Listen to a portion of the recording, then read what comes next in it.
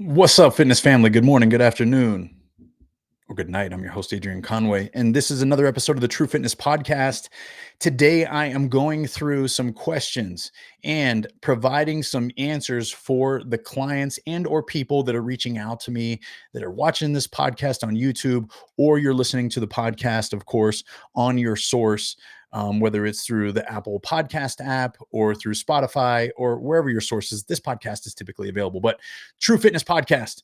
Today's exploration topic is how to get stronger through your years. Someone reached out and they said, Coach, I'm getting a little bit older, but I noticed that my joints get achy when I consistently go to class at my CrossFit gym. We do a lot of lifting. I love the lifting, but my knees hurt, my hips hurt, and I'm hitting plateaus. Well, today, the lesson for you and for all the other athletes that are listening to this and find value from what me as Coach Conway provides to this community worldwide is slow down to speed your gains.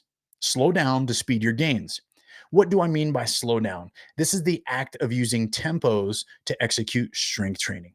When I use the term tempo, I mean that there is a fixed rate at which you should descend against gravity, pause and or accelerate the weight in the redirecting of the weight, a tempo at which you should meet as you reach through extension. So now instead of going with gravity, you're working against gravity. So going through the end range of, in this example, we'll use leg extension and hip extension of a back squat. So when you were going down, there was a tempo. At the bottom, there was a tempo or a pause.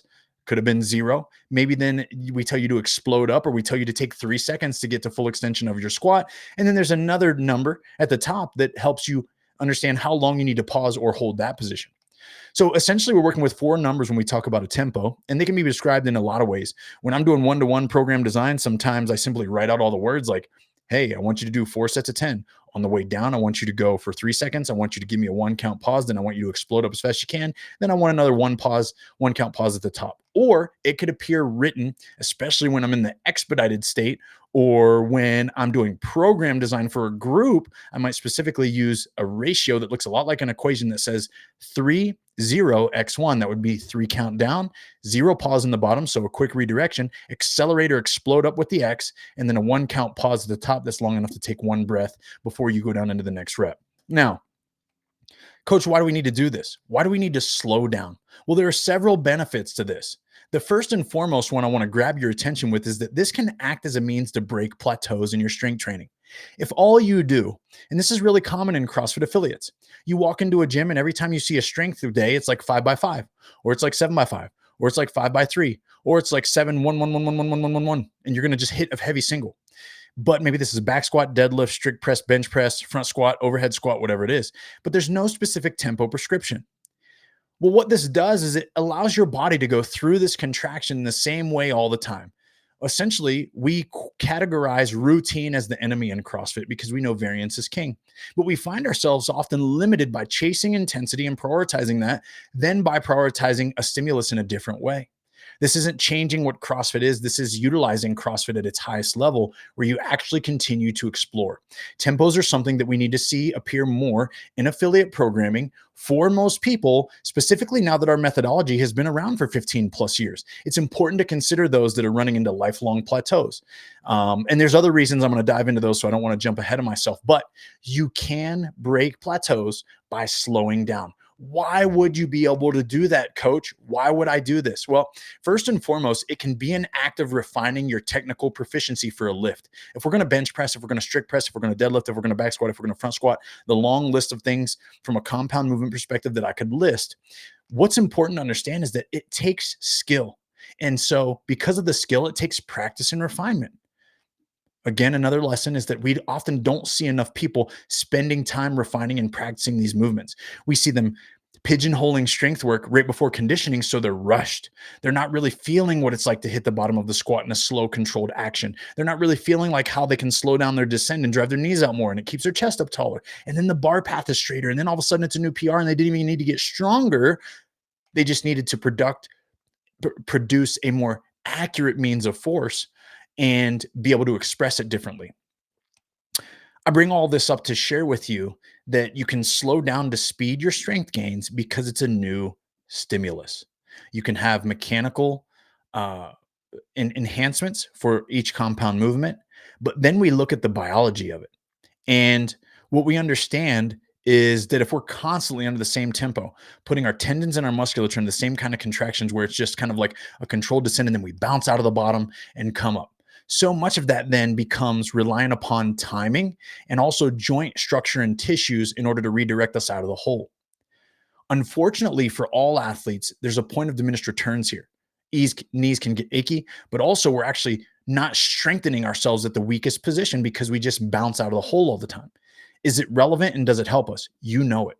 We want to keep our tendons elastic feeling. We want to use stretch reflex. We want to use speed. And we should be training all of these things in regards to the speed strength curve. We should be varying the way that we attack this. When we slow down and we pause you in the bottom, for example, we take away your body's ability to stretch reflex. There's no bouncing of the ball, if you will. It's like now we're stuffing the basketball on the ground, and the elasticity of our tendons are not going to be what reconcile us redirecting ourselves and coming up. It's actually going to be muscle tissue. Because of this new stimulus, now you're getting stronger in a new way, and that is extremely important. Here's why. One, we constantly want to find weak elements of a strong movement. So let's say that you back squat 500 pounds, but you've been stuck at back squatting 500 pounds and you have yet to explore pausing in the bottom or going 5 count down on the way, then exploding out of the bottom. We're introducing new time under tension here, a nuance to the movement that's still the same compound movement, still the same functionality, and all of a sudden the load doesn't even need to go as high and you can get stronger. As you age, however, here's the worst news. Our tendons lose their elasticity.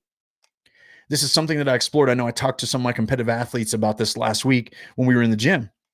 This is something I've learned about myself. This is something that I've learned about my clients that I work with through our years. Instead of being able to use that stretch reflex, that bounce in the bottom, or use the ballistic action of the rebound box jump, and to feel like it costs me less energy, it doesn't. It costs me more. And it's because my tendons are carrying less water. They are less elastic. And therefore, I've got to get stronger to get stronger. And I don't mean that I can use more of my speed and bounce and tendons to do it. I've got to actually grow more muscle tissue. Think about this. If you've ever been to the age group CrossFit Games, I don't believe that it's any surprise in understanding that when you look at men in the 40 to 50 age group, they are the biggest physiologically and carry the most musculature because they train the same methodology as these 35-year-olds. They train the same methodology as these 25-year-olds. But what they lose is their stretch reflex and the reliance upon their connective tissue. Therefore, in order for them to continue to build capacity, they've got to put on lean body mass. And if you strength train in that age group, it's very true that yes, our testosterone is changing. And yes, all the things are changing, but your body still responds to the adaptation that you put on it. So when you have this system of a body, the joints, the tendons, the muscles, and we increase the demands on that system, the contributions must increase to that system. And we're not going to get it from our tendons. Our bones are already going to be strong and tough, so the muscles have to grow. With that being said, now it costs more metabolic damage because muscle tissue is different than tendon. And conditioning drops because in order for us to keep the same output, we've now got to metabolically be fitter because now we're providing more muscle tissue because we carry more muscle tissue. And that's where we get all our action about our joints. I hope I didn't lose anyone, but I want you to think about this because I think it's important. Again, this is the idea behind training tempos is because now we have to almost forego our reliance on our tendons if we did this through our years. For me, man, my tendons created so much power early in my CrossFit career. I'm bouncy, I'm springy. I had a 41.5-inch vertical jump. I had a 550 back squat at one point in my life. I had a 415 bench press. But so much of that was able to be my ability to redirect those heavy weights super fast. Like I'd get to the bottom of that back squat, man, I could just bounce out of the bottom and you would see me redirect 515 almost like it was 315. But then I would grind through the rest of the lift. Strong core, but really good connective tissue. And I was strong, of course, and all that matters. Same with a power clean. I mean, I've been power cleaning over 300 pounds since I was 17 years old. And it's because when I learned at 15 years old, I could jump out the gym with the bar. I had to figure out how to do the hook grip. In high school, we didn't use chalk and no one taught me how to hook grip. So I'm cleaning the bar with a grip around my hands. So it was the stretch reflex that was there, the tendon connective tissue was there, and I wasn't nearly as big and as strong as I am now. Think about this from a global perspective. When we slow you down, we get an opportunity to focus on that musculature and change it and adapt it, but also try to hold tightly to the elasticity of the connective tissue. This gives us twofold. We get an opportunity to get stronger with less stress, and we get an opportunity to become more durable through our years. Think about what you want to have as an athlete. Do you want to be beat up, sore, and achy, just doing rebounding lifts all the time, doing power cleans, push press, push jerk, split jerk, squat clean, squat snatch, power snatch, hang power snatch, box jump? You get the idea. When you think about moving large loads long distances quickly, often those are the movements that are synonymous with this. If you're not careful and you don't then demand on the body creating a stimulus, I still want to see tempo lifts on main site. I want to see a heavy day with a 4 count tempo down, 2 count pause, stand at a 2 count tempo, and a 2 count pause at the top. That increases time under tension. The loads will go down, and you can still chase intensity until your face falls off. It's just a different way. But I think these lessons need to be a part of the education source for CrossFit as a methodology, because at some point, if we want to continue to build our work capacity across broad time and modal domains, and then also cling to it through our years, in order for it to not dissipate and close down on us, we've got to stay healthy. The best ability is availability. We've got to utilize tempos, both for lower body and upper body. If you got to start to apply this without the understanding and rationalization of all the important whys or how to apply it, just consider sometimes when you do strength work, make sure you diligently go slower down than you go faster up. It's that simple. I learned that. Shout out to Dr. Sean Pastuch at Active Life. Just keep it simple. Slower down than faster up. Now, I'm not talking that this is how you got to max out your back squat. I'm not saying this is how you got to do 5x5 all the time. But what I'm saying is if you hold to this tempo and you do this, you will move better, you will strengthen your tendons, and you will feel better when you leave the gym than when you come. Sometimes heavy days don't provide for that. So there's a lot of benefits that we can talk about. We've talked about tendons. We've talked about why they also have this ability to give us the value in breaking plateaus. And, this also changes the scope in which the way that we recruit musculature. So if you find yourself someone who is fast twitch, if you're a fast twitch athlete, you're going to find that often tempo lifts are harder for you. If you're a sprinter, this was the same way I was. I did not want to spend any kind of time in the bottom with all the weight on my back, because that's not how I was strong, and that's not how I expressed force my whole entire life. People that are slower twitch, typically on the scope, no offense, slow twitch people, but often they're weaker because they can't redirect and change weight and move weight at the same pace. And when you can't do that, you're not recruiting musculature at a fast enough pace to move it at a large load. But we'll see in large, and this is where we talk about like neuromuscular efficiency as well. There are people that have high neuromuscular efficiency. Those are the people that hit a 1 rep max. And then when you ask them to cycle it at 85%, as many reps as they can in 5 minutes, they're not going to hit an obscene amount of numbers because they're already neuromuscularly very efficient, which means they're maxing out the way they recruit musculature and the way they move. If someone has low neuromuscular efficiency, that means they might hit a max, and then at 85%, they're hitting an obscene amount of numbers in like 5 to 7 minutes, where you're like, how is it that you move 85% of this many times? It makes no sense. But it's because they still have so much room for growth and improvement. But it's not as simple as, hey, we're going to stack a lot of weight on a bar because we're just going to make them more technically proficient. I've trained athletes for 20 plus years, and I can make someone the most technically proficient person in the room. If they have low neuromuscular efficiency, they are simply blessed in the CrossFit space, and that's just the bottom line. And I say that because so much of our sport is played at these threshold loads between 75 and 85% cyclically, that are really huge outcome biased things that we must consider in regards to like cycling snatches at that load, cycling cleans, thrusters, you name it. And they're also typically more conditioned. So I'm not saying one's bad and one's good. I've seen both. I've seen both at the CrossFit Games. I believe that those who win the CrossFit Games are certainly typically have low neuromuscular efficiency. Okay, this is just typical where you see them. They can still be obscenely strong, but from a categorical perspective, they respond better to higher volume. They respond better to higher volume contraction-based sets, which means they get stronger with like 5x8 instead of 5x3. Um, they recover better to high volume, and again, their lifts can go up, but that percentage that they still crush is that submaximal where a lot of people struggle, especially if they're more battling against someone that's a little bit more fast twitch. We see that we can actually start to adapt this and change this a little bit in an athlete, but it's certainly not common, and it certainly takes years. It's kind of like changing someone from fast twitch to slow twitch. It's not something that you just do like this. It's like something where it's like they're fast twitching and they can start to like look a little bit more like this, but they're always going to be one side dominant or another. Do tempo lifting. If you have no idea what good tempo lifting is like, follow one of our programs. I put it in True Life. We do it. We have True 60 and True 30. Our True 60 program has strength training all throughout the week. We do tempo lifts periodically.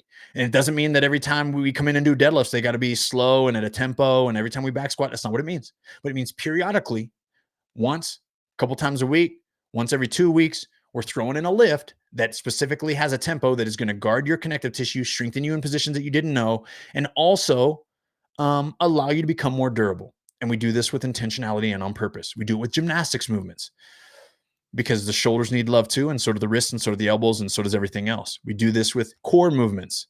So I want you guys to be mindful that, and I've even done it from an application of affiliate programming. Now, some affiliates have different flavors, and so we program for them differently. Again, the way that we program for affiliates is different than others. Some people have special requests, and we cater to that because it's more of a one-to-one coach to gym relationship that we have. But I believe that the best affiliates are utilizing tempos periodically in their training because the members at large need to feel supported and need to recover and need to understand and see that their coaches and their affiliate and their programmer understands that the best ability is availability. And that means that if you want your fitness to continue to rise, that you will take care of your members by programming tempos from time to time, making sure that you look at what this educational process might be for them and help them understand the value of it. So be willing to swallow your pride. Not just program a heavy day, but consider the value of what if you added a tempo here. And I hope this answers the question on, like, as I'm aging, coach, what do I do when my joints are achy and I still want to train and I want to train smart? My first piece of advice is, of course, to hire a coach, because as we age through our years as masters athletes and we want to go to the age group qualifiers, we want to go to semifinals, we want to go to the games, or we want to qualify at Legends, or we want to compete at Masters Fitness Collective, or all these different things that exist to cater to the masters community. A lot of times we need specific attention because we've got large athletic backgrounds, or we've got no athletic backgrounds, or we've got this injury. I've got 2 screws in my right ankle. My right arm's longer than my other arm because I shattered the growth plates in my humerus when I was 14 years old. So when I snatch and do overhead work, volume accumulates very differently. My right wrist is a little, and I'm using myself as an example here. These are all very real, tangible things that I deal with. And if a coach doesn't know that and they program for me the same way that they program for, I'll use Jason Grubb for an example, he might be able to withstand a lot of things that I can't, even though my fitness is pretty high for my age too. So a lot of times we need to make special considerations, and one-to-one coaching can do that. If you can afford it and you're looking for a relationship like that, I think that's wise. Of course, you can look out to us, reach out, schedule a call for us to see if it's a good fit with myself as a coach or one of our other coaches. And then it's all about, how can you apply this yourself? Follow a group program that at least elicits and believes in tempo-based training so that you can find this value for yourself, and then do it yourself, right? If you follow a program and they don't do it, add it in. Instead of just front squat and do a heavy single with a 3-count pause. See how that changes things. Do a heavy back squat, 5x5 day. All of them got to go 4-count down, 2-count pause stand, 1-count pause at the top, right? Do those things. Take note of how you feel. Take note of the weight you move, but how exhausted you are. It's going to be lighter loads. It's going to be a long time under tension. You're going to have to figure out how to breathe. You're going to be cooked, but you're going to feel good. Your knees are going to feel good. My personal opinion. So I think that's important. I hope this brings some value to you guys. I hope this, again, just demystifies a little bit of some training questions that we get. I want to keep the questions coming, so please reach out. You can send me a direct message on Instagram at Adrian Conway _. You can send us a direct message at TTRU Fitness, at True Fitness on Instagram. And then, of course, if you guys want to reach out and you've got more personal things that you want to explore, whether it's looking for a one-to-one coach, trying to get an affiliate signed up for customized programming, or even nutrition coaching, visit ttrufitness.com. And if you're catching this on YouTube, comment below and keep giving me some topics that you're curious about. If you are curious about my take on it, if you're curious about my opinion or the things that I would do to attack a particular weakness or something that you might need navigated in your own personal training, and you feel like this podcast would bring value or this topic would bring value to people who also tune in and are within the CrossFit community or the fitness community at large, I'd love to attack it. But in the meantime, you know what I'm going to say? This is how I always finish. Keep rising. Have a good one.